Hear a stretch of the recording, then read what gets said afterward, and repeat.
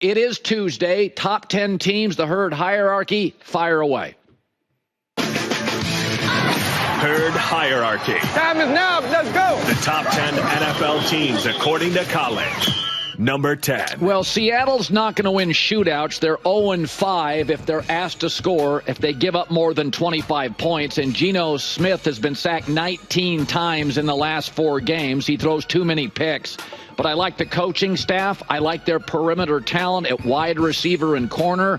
Their pass rush, better than it was in previous years. They're a top 10 team. I don't know if they can win a playoff game. Maybe, but I'll put Seattle at 10. Number 9. I like Denver. I think they have one of the best coaches, maybe the best coach after Andy Reid in the NFL. They've won 5 of 7 games. Their only losses to Baltimore and Kansas City.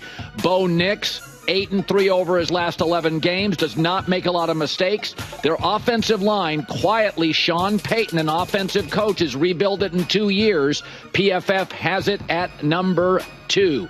Denver at 9. Number 8. Baltimore. Listen, they're only team in the league averaging 400 yards. Mark Andrews, Lamar Jackson, Zay Flowers, Derrick Henry. There's a lot to like.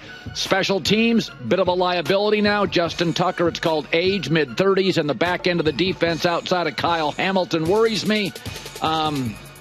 I'm going to put them there. Their scoring defense is bottom quarter of the league, so that worries me. It's like having a bad bullpen. You can outplay people and lose games. I have Baltimore at 8. Number 7. Sammy Darnold.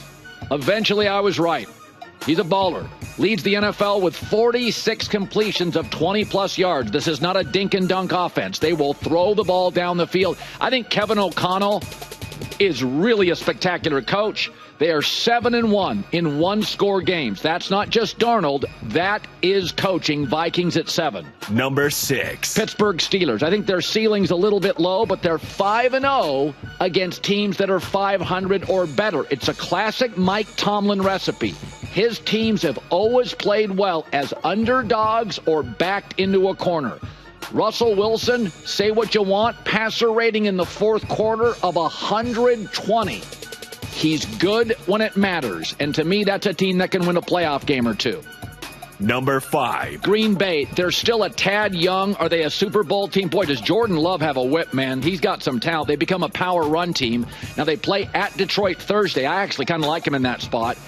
They're top 5 in total offense and rushing offense. They become more of a power running team now with Josh Jacobs, and I'm here for it. I do feel they're still a year off. Green Bay at 5. Number 4. Okay, my final 4 teams are the teams I think can win a Super Bowl. Kansas City. Listen, he's been sacked. Patrick Mahomes has 5 times in back-to-back games. I don't like the protection right now at offensive tackle. They're getting Isaiah Pacheco back. That helps play action. They're 11-1 in one-score games. Their point differential is the lowest ever for an 11-1 team. I don't love that, but I trust Andy Reid, Mahomes, Kelsey, Chris Jones, and Spags. I have them at 4. Number 3. Detroit's getting banged up on the defensive end. That worries me. 3rd toughest schedule remaining. Will they get knocked out of the perch, and will Philadelphia be a number 1 seed? They've led by 10-plus points in 10 of 11 games, so they usually play with a lead. Probably won't be like that in the playoffs. I think Thursday is fascinating. I have Detroit at 3. Number 2. Philadelphia. They figured out Jalen Hurts. Jalen Hurts, 20 touchdowns, 1 pick in his 8-game winning streak. I don't want him throwing 30 times. I don't want Brady's and Manning's throwing 40 times. They've figured it out. By the way, this team's 9-0 when A.J. Brown plays. I've never seen a great team led by a receiver, but they don't lose when he plays. I have Philadelphia at 2. Number 1. Buffalo. I think it's the best version of Buffalo. I like that they have James Cook, Dalton Kincaid. They've missed multiple good players during this stretch. I love Josh Allen, and he's matured. He's not as reckless as he once was. I think they have their best offensive line, their best running game. When Josh first got there, all their best players felt like defensive guys. Now, I think many of their best players are offensive guys, and they're getting healthier on the defensive side. Let's put Buffalo at number 1. Again, I generally, in my herd hierarchy, think about 3 to 4 teams can hoist a trophy. Hi, everybody. It's me, Uncle Colin. Subscribe here to get the latest from the herd, including exclusive behind-the-scenes videos and more, wherever you may be, however you may be watching. Thanks again for making us part of your day.